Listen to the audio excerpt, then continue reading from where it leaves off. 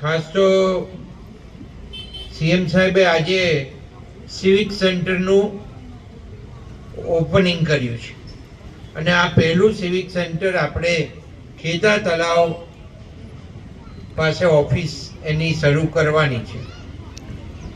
એટલે સિવિક સેન્ટરમાં છેક નગરપાલિકા સુધી જવું ના પડે અને ત્યાંથી પ્રાથમિક સુવિધાઓની કમ્પ્લેનોથી માંડી અને અનેક વિવિધ કામો છે એ તમે ત્યાંથી જ કરી શકો.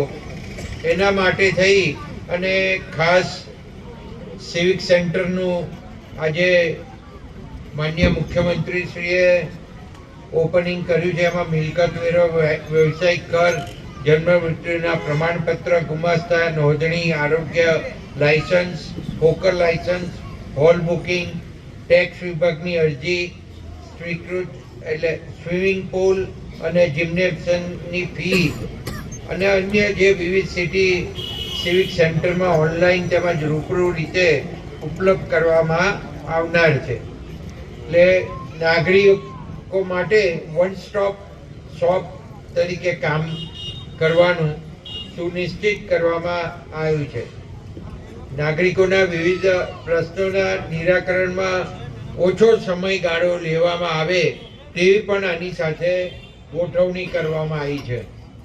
તો ખાસ કરીને આજે એનું અહીંયા માન્ય મુખ્યમંત્રી શ્રી દ્વારા નડિયાદને એક સિવિક સેન્ટર મળ્યું છે.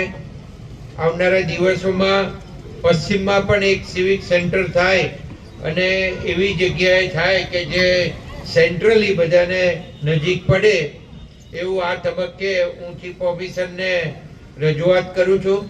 અને બીજું સિવિક સેન્ટર પશ્ચિમની અંદર બનાવવામાં આવે જેથી છેક નગરપાલિકા સુધી લોકોને જવું ના પડે અને એ સેવા થકી એ અહીંયા આજુબાજુમાં થી બધા ત્યાં નજીક જ એનો લાભ લે એવું આપણે કરીશું.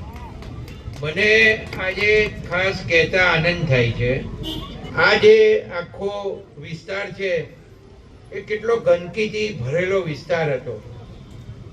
અહીંયાથી કેનાલમાં પાણી જાય છે, છેક સૌરાષ્ટ્ર સુધી પહોંચે છે. એટલે ખેતીમાં પિયતનું પાણી પણ જાય છે અને પીવાનું પાણી પણ જાય છે. લોકો અંદર કચરો નાખતા હોય છે તો આ દૂષિત કેનાલ કરે છે. એટલે આપણા મનમાં એક વિચાર આવ્યો કે પશ્ચિમની અંદર આપણે એક એવો મોટો ગાર્ડન ઊભો કરીએ જે અહીંયાથી શરૂ કરીને છેક ઝલક સુધી આ ગાર્ડન બને અને આ ગાર્ડનની અંદર કંઈક નવું કરીએ તો એમાં આપણે સાયકલ ટ્રેક 1100 મીટરનો ટોટલ લીધો છે. એટલે જે સાયકલિંગ કરતા જે યંગસ્ટરો છે કે એજેડ છે એ બધાને અહીં સાયકલિંગ કરવાનું મળે અને કઈએ રોડ ઉપર જવું ના પડે ને જેનાથી એક્સિડન્ટ ઓછા થાય. તો એ કંઈ સાયકલ ટ્રેક બનવાનો છે. બીજો એક ચિલ્ડ્રન્સ પ્લે એરિયા આપણે બનાવવાના છે. એમાં બાળકોના, નાના બાળકોના રમકડાથી મારી અને જુદી જુદી આઈટમો અહીંયા આપણે રાખીશું જેનાથી ચિલ્ડ્રન્સને કોઈ એક્ટિવિટી મળે અને એને સમય એનો પસાર થઈ શકે એવું એક આયોજન છે. બીજું એક બેડમિન્ટન કોર્ટ આપણે લીધો છે, સ્કેટિંગ એરિયા લીધો છે, સિનિયર સિટીઝન પાર્ક લીધો છે, વોટરફોલ લીધો છે, ગજીબો લીધો છે અને ગાર્ડન છે જોડે, સાયકલનું પાર્કિંગ લીધું છે અને ટોયલેટ બ્લોક લીધા છે. તો આ આખા એરિયાની અંદર આપણે આ થવા જઈ રહ્યું છે. તો આના માટે સરકારે માન્ય મુખ્યમંત્રી શ્રી ભૂપેન્દ્રભાઈ પટેલ સાહેબે 9 કરોડ ને 25 લાખ રૂપિયા આપણને આપ્યા છે. એટલે તમે વિચાર લો આ જગ્યા કેવી થવાની છે. એટલે આ અમારું એક સ્વપ્ન હતું કે પશ્ચિમની અંદર આવું ડેવલપ થાય તો લોકોને અહીંયા સારી સુવિધા મળી રહે એના માટેના આપણા પ્રયત્નો હતા. અને એનાથી આ વિસ્તાર પણ ખૂબ સારી રીતે ડેવલપ થશે અને ગંદકીથી દૂર પણ થશે. બીજું, સ્વચ્છ ભારત મિશન અંતર્ગત નિર્મળ ગુજરાતમાં આપણને 1,09,00,000 રૂપિયા આપવામાં આવે છે. એમાં પારસી કિડની ક્રોસ રોડ સુધી 750 મીટરનો ડેકોરેટિવ બાંકડા, decorative LED street light, flower pot, કેટાઈ, થર્મોપ્લાસ્ટના પટ્ટા અને ઝીબ્રા ક્રોસિંગ, એવી રીતના એ આખો એક આપણે રોડ લીધો છે. બીજો, સમતા પાર્ટી પ્લોટથી વલ્લભનગર ચોકડી, જે 2100 કિલોમીટર ઇન્દિરાનગર તળાવ પાસે આપણે ડેકોરેટિવ બાંકડા લીધા છે. ઇન્દિરાનગર તળાવ પાસે ડેકોરેટિવ એલઈડી સ્ટ્રીટ લાઇટો લીધી છે.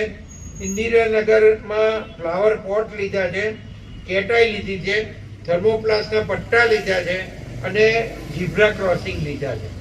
તો આ આઇકોનિક રોડ પેઇન્ટ્સની અંદર આનો સમાવેશ કર્યો છે.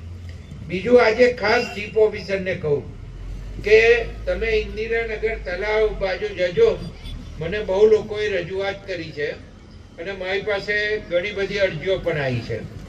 તો ઇન્દિરાનગર તળાવનું જે આપણે બ્યુટિફિકેશન કર્યું, એની જે ફરતે દિવાલ છે, એમાં આગળની જે ફ્રન્ટ દિવાલ છે, એ દિવાલ એટલી ઊંચી છે કે બહારથી અંદર કોઈ જોઈ શકતું નથી અને એના કારણે જો કોઈ એકલો ચાલતો હોય તો બીજા બનાવો બને.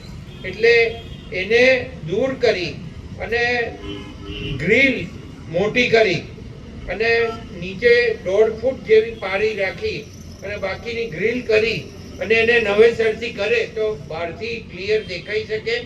એનું લાઇટિંગ સુધારવું જોઈએ અને એનો પણ ઉપયોગ થાય એવું અગાઉના પ્લાનિંગની અંદર આપ લો અને એવું કરો, એવી રજૂઆત છે. અત્યારે એ વપરાતું નથી, એટલે આટલા રૂપિયા ખર્ચીને એ વપરાય એના માટેના આપણા પ્રયત્નો હોવા જોઈએ. બીજું, ખાસ કરીને આજે મારે કહેવાનું કે આપણે અહીંયા આગળ સિટી બસ સેવા આપણે ઘણી બધી વખત ટ્રાય કર્યા, બહુ રજૂઆતો કરી, આપણે લઈ આવ્યા ખરા, પણ કોઈ ટેન્ડર નહોતું ભરતું અને ટેન્ડર ભર્યા વગર લગભગ 5 થી 6 એટેમ્પ ગયા છે. એટલે આ વખતે આપણને ગમે એમ કરીને આ સિટી બસ ચાલુ કરવી હતી, એટલે એનું ટેન્ડર ભરાયું અને આજે અહીંયા સિટી બસ આવી ગઈ છે. તો આપણે દેવસિંહના હસ્તે એનું સિટી બસનું પણ ઓપનિંગ કરીશું અને એમાં લગભગ જે રૂટ છે એ અમે રૂટ તમને ફેસબુકના માધ્યમથી અને વોટ્સઅપના માધ્યમથી મૂકી દઈશું અને અહીંયા પ્રેસ પણ ઉપસ્થિત છે, તો એ રૂટની માહિતી મેળવી લઈ અને એનું પણ જે પબ્લિકની અંદર ડિક્લેરેશન કરવાનું છે એ કરે. સિટી બસ આપણે જેલ આગળથી શરૂ કરવાના છીએ. અત્યારે બહાર જેલની જગ્યાએ મેઇન રોડ ઉપર રાખીશું, પણ આવનારા દિવસોની અંદર આપણા 2 પ્રોજેક્ટો પાઇપલાઇનમાં છે. એક સિટી બસ સ્ટેન્ડ, જે આપણે જૂનો ટાઉન હોલ હતો, વપરાતો નહોતો, જર્જરિત હતો, પડી જાય એવો હતો, એને દૂર કરી અને એ જગ્યાએ આપણે સિટી બસનું બસ સ્ટેન્ડ બનાવવા જઈ રહ્યા છીએ. તો એનો પ્રોજેક્ટ પણ મંજૂર થવા માટે ગતો રહ્યો છે ઉપર, એટલે એ પણ ટૂંક સમયમાં આવશે. અને એની બાજુમાં એક આપણે મોટું શોપિંગ સેન્ટર બનાવવાના છે અને એ શોપિંગ સેન્ટર ચારે બાજુથી દુકાનો હશે પણ વચ્ચે ખુલ્લો ભાગ હશે અને એક જુદી ડિઝાઇનથી એ શોપિંગ સેન્ટર બનવાનું છે. હમણાં દેવસિંહભાઈના ઇલેક્શન પહેલા લોકસભાના દેવસિંહભાઈએ જે રેલવે સ્ટેશન બાબતની જાહેરાત કરી હતી, સરદાર સાહેબના ટીમ ઉપર રેલવે સ્ટેશન બનવાનું, ઓવરબ્રિજ બનવાનો છે જે પૂર્વ અને પશ્ચિમની જોડતો ઓવરબ્રિજ છે અને બંને સાઈડે સરદારના સ્ટેચ્યુ બાજુ અને સંતરામ બાજુ 2 બાજુ ઉતરતો આખો ઓવરબ્રિજ છે. બહુ મોટો ઓવરબ્રિજ છે, લગભગ 50 કરોડથી ઉપર છે. મેં હમણાં જ રજૂઆત કરી છે કે થોડી ડિઝાઇનમાં ચેન્જ, તો એમને સંમત થઈ ગયા છે. એટલે આપણે એનું પણ આયોજન કરવાના છે ભવિષ્યની અંદર. અને છેલ્લે ઘણી બધી બાબતો છે મારા મગજમાં અને આપણને પ્રજાને આપવાની છે અને નગરપાલિકાના સહકારથી આપણે બધું કરી શક્યા છે નડિયાદ માટે.